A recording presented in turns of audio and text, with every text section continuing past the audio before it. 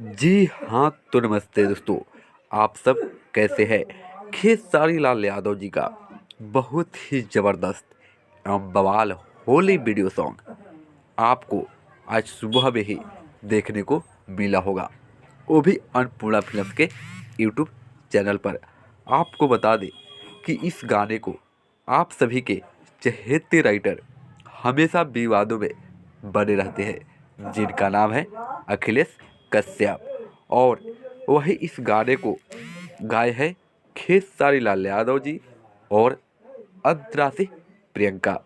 इस गाने का नाम है होली के कबूतर।